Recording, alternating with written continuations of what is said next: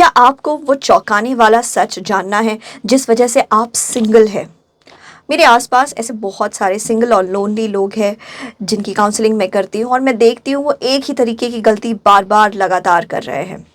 इस वीडियो के आखिर तक आप जान जाएंगे वो कौन सी बड़ी गलतियाँ हैं जो आपको लोनली बनाए हुए हैं और आप उन्हें कैसे अवॉइड कर सकते हैं। नमस्कार, मैं मनोवैज्ञानिक डॉक्टर मयूरिका दास विश्वास और स्वागत है आपका योर सर्वाइवल मॉडल में। एक बड़ी गलती जो बहुत सारे लोनली लोग करते हैं वो ये है कि वो ऑपोजिट जेंडर को जनरलाइज कर रहे हैं। लड़कियां ये कह रही हैं कि लड़कों को सिर्फ सेक्स चाहिए और कुछ नहीं, उनको स्टेबल रिलेशनशिप चाहिए ही नहीं। लड़के ये कह रहे हैं कि लड़कियों को सिर्फ पैसे चाहिए, लालची है, गोल्ड डिगर्स है। लेकिन असल बात तो ये है कि आप ऑपोजिट जेंडर को जनरलाइज कर रहे हैं। आप एक ही मापदंड पे सबको माप रहे हैं। आप सोच रहे हैं कि सारे लोग एक ही जैसे होते हैं, लेकिन क्या सारे लोग एक ही जैसे होते हैं? नहीं ना। मीडिया बहुत सारे गलत इन्फ्लुएंसर्स को प्रमोट किए जा रहा है। ऐसे मेल इन्फ्लुएंसर्स को प्रमोट कर रहा है जो पैसे उड़ाते हैं, बहुत आसानी से पैसे कमा रहे हैं। उनके आसपास बहुत सारी लड़कियां हैं, वो अपने पार्टनर्स को बहुत जल्दी चेंज करते रहते हैं। ऐसी फीमेल इन्फ्लुएंसर्स को प्रमोट कर रहा है मीडिया जो नशा करती है, शराब पीती है, जवाबदेही नहीं रखती। उन्हें लगता है वो किसी भी चीज़ के लिए जिम्मेदार नहीं है, उन्हें किसी को कोई जवाब देने की ज़रूरत नहीं है, उन्हें परिवार या समाज बांधे नहीं रख सकता, वो फ्री स्पिरिट है। ऐसी महिलाओं को वो सोशल मीडिया प्रमोट कर रहा है और ये आपके रोल मॉडल्स बन गए हैं। इन्हीं की वजह से आप लोनली हैं। बहुत सारे लोनली लोग जो अकेले हैं, किसी का साथ चाहते हैं, मैंने उन्हें देखा है ब्लेम करते हुए दूसरों को इतना ब्लेम करते हैं, सोचते हैं कि दूसरे लालची है, गलत है, झगड़ालू है, स्वार्थी है। लेकिन वो ये नहीं देखते कि वो खुद क्या है। हम जो भी है वही हम दूसरों को दिखाते हैं और दूसरे उसी चीज़ को परसीव करते हैं। अगर लगातार बहुत समय तक किसी ने हमें चुना नहीं है तो ज़रूर हमारे वर्बल और नॉन वर्बल कम्युनिकेशन में कुछ ना कुछ तो गलत होगा ही ना, जिस वजह से कोई भी हमें नहीं चुन रहा है। हमें निडर होके अपनी गलतियों को देखना पड़ेगा और पता लगाना पड़ेगा कि वो कौन सी गलत कम्युनिकेशन है जो आप सामने वाले को बता रहे हैं, जिसके वजह से कोई आपको नहीं चुन रहा है। चौथी गलती जो बहुत सारे लोग कर रहे हैं वो है ऑल और नथिंग एटीट्यूड रखना। एक गलत एक्सपीरियंस के बाद ये मान लेना कि कुछ अच्छा होने वाला ही नहीं है।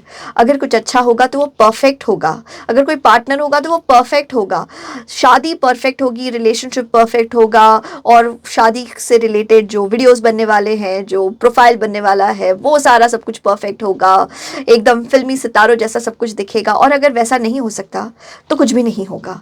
ऑल और नथिंग, परफेक्ट जीवन या नथिंग। एक गलत एक्सपीरियंस के बाद कुछ और ट्राई ही नहीं करना। परफेक्शनिस्ट लोगों के साथ ये प्रॉब्लम भी होती है कि वो ना तो सिर्फ एक्सपेक्ट करते हैं दुनिया परफेक्ट हो, वो खुद से भी एक्सपेक्ट करते हैं कि हमें खुद को भी परफेक्ट होना चाहिए।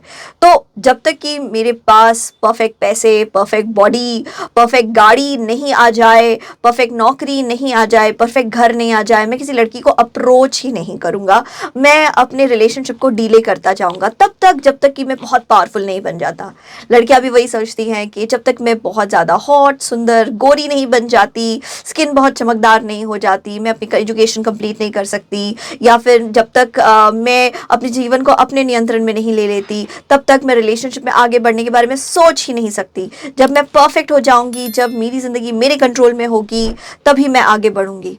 लेकिन ये सारे बहुत बड़े गोल्स हैं और इन्हें अपने 20s में कंप्लीट कर लेना बहुत कम लोगों के लिए पॉसिबल है। जो लोग इसे कंप्लीट कर लेते हैं वो बहुत नेग्लिजिबल है नंबर में, बहुत ही संकीर्ण नंबर के लोग हैं।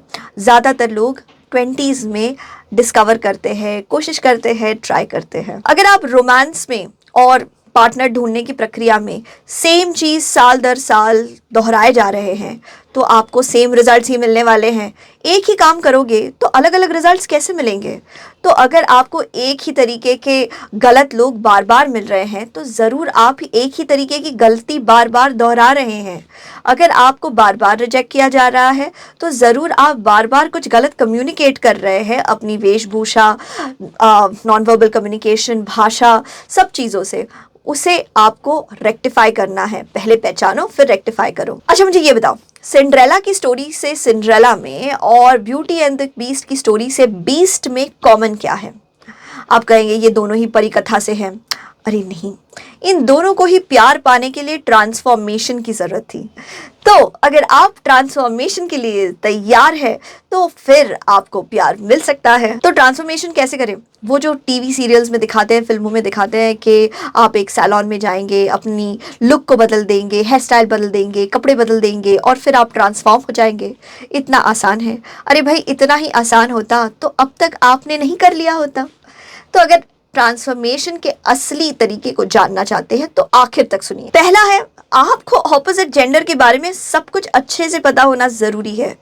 अगर आप ऑपोजिट जेंडर के बारे में जानना चाहते हैं तो फिर अपने एक ब्रेकअप के बाद दूसरे रिलेशनशिप में जाइए। उसमें अगर नहीं बात बनी तो हाथ जोड़ के नमस्ते राम राम कह के आगे बढ़ जाइए किसी और रिलेशनशिप में। लेकिन बार बार रिलेशनशिप में जाके दिल तोड़ना या दिल टुटवाना यही एक तरीका नहीं है। आप बस ऑपोजिट जेंडर के लोगों से दोस्ती करेंगे तो वो भी काफ़ी है। अगर आपके बहुत सारे ऑपोजिट जेंडर के दोस्त होंगे तो वो आपको ऑपोजिट जेंडर को समझने में मदद करेंगे कि उनको क्या चाहिए होता है, वो कौन सी चीज़ को पसंद करते हैं, वो कौन सी चीज़ को नापसंद करते हैं। वो फ्री में आपकी काउंसलिंग कर देंगे। अगली चीज़ है, फेलियर को फीडबैक की तरह लो। अगर एक रिलेशनशिप खराब हो गया है, उसमें आपको कोई बुरा एक्सपीरियंस हो गया, तो उसे एक फीडबैक की तरह लो। अपने आप को ज़्यादा पनिश मत करो, गाली गलौज मत करो, खुद के साथ बोलो मत कि आप बेवकूफ़ हो, आपसे नहीं हो पाएगा। अपने आप से कहो कि गलतियां हर कोई करता है। फेलियर को फीडबैक की तरह लेना है, समझना है, सीखना है और आगे बढ़ते रहना है। अगर मीडिया द्वारा प्रमोट किए गए इन्फ्लुएंसर्स को अपना रोल मॉडल नहीं बनाना तो किसे बनाना है? उस इंसान को अपना रोल मॉडल बनाइए जिसका पार्टनर वैसा ही है जैसा आपको चाहिए। तो मैं सोचूंगी कि अगर मुझे एक ऐसा पार्टनर चाहिए जो अपने काम में डेडिकेटेड है, वो लगन के साथ बड़े बड़े प्रॉब्लम सॉल्व करता है जैसे नारायण मूर्ति करते हैं, अगर मुझे उस प्रकार का पार्टनर चाहिए तो फिर मैं ये सोचूंगी कि नारायण मूर्ति को किस महिला ने प्राप्त किया है? अरे वो तो सुधा मूर्ति है। तो सुधा मूर्ति मेरी रोल मॉडल होनी चाहिए कि ये लेडी क्या करती हैं, ये लेडी अपने आप को किस तरीके से कैरी करती हैं, ये लेडी किस तरीके से अपने रिलेशनशिप में वैल्यू देती हैं। ठीक इसी तरीके से आप पहले पता कीजिए कि आपको जैसा पार्टनर चाहिए वो कौन है, किस तरीके का इंसान है, उस इंसान का पार्टनर कौन है। तो उस इंसान को अपना रोल मॉडल बनाइए। लड़कों के केस में ये ऐसा हो सकता है कि आप सोच सकते हैं अगर आपको ऐश्वर्या राय जैसी सुंदर पत्नी चाहिए तो फिर ऐश्वर्या राय के पार्टनर कौन है? ओह, अभिषेक बच्चन। तो अभिषेक बच्चन में ऐसी कौन सी बात है कि जिस वजह से ऐश्वर्या राय ने उनको चुना?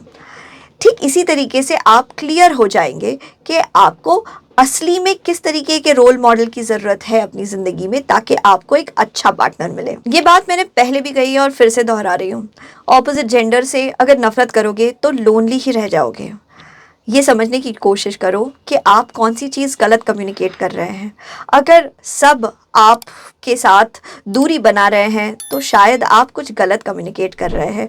अगर सब आपको वन नाइट स्टैंड के लिए ही इम्पोर्टेंस देते हैं तो फिर भी आप ज़रूर कुछ गलत कम्युनिकेट कर रहे हैं। अपने कम्युनिकेशन के ऊपर ध्यान दीजिए कि वो कौन सी चीज़ है जो आप गलत कम्युनिकेट कर रहे हैं। आपके बेस्ट फ्रेंड्स, आपसे ज़्यादा एक्सपीरियंस लोग आपको इस चीज़ का पता लगाने में मदद करेंगे। याद रहे, फेलियर को फीडबैक के जैसे लेना है। इस वीडियो में बताई हुई स्ट्रैटेजीज पे अगर आप काम करेंगे तो आपको कोई ना कोई तो मिल ही जाएगा, अच्छा ही मिलेगा। लेकिन उसके बाद एक गलती है जो बहुत सारे लोग करते हैं, वो है अपने आप को इम्प्रोवाइज नहीं करना। अगर उन्हें कोई मिल गया तो फिर वो स्टैग्नेट हो जाते हैं। उन्हें लगता है अब हमें रिलेशनशिप को बेटर करने की ज़रूरत ही नहीं है, खुद को इम्प्रूव करने की ज़रूरत ही नहीं है। ये एक बहुत बड़ी गलती है। अपने आप को, अपने स्टाइल को, अपनी वैल्यू को हमेशा अपग्रेड करते रहिए। बेहतर किताबें पढ़ना, बेहतर कपड़े पहनना, बेहतर लोगों से दोस्ती करना, बेहतर जगहों पे जाना, बेहतर जगह पे नौकरी करना, अपने आप को अपग्रेड करते जाइए। आप देखेंगे एक तो आपका पार्टनर आपको बहुत वैल्यू करेगा, आपका पार्टनर आपको खोने से भी डरेगा और आपका पार्टनर आपके साथ ताल मिलाने के लिए खुद को भी बेहतर बनाता रहेगा। आज की वीडियो से आपको कौन सा स्ट्रैटेजी सबसे ज़्यादा पसंद आया है उसे आप कमेंट सेक्शन में लिखिए। मैं डॉक्टर मयूरिका दास विश्वास आपको साइकोलॉजी सिखाने के लिए इस चैनल पे बनी हूँ, तो सब्सक्राइब कर दीजिए। आपके मूल्यवान समय के लिए धन्यवाद।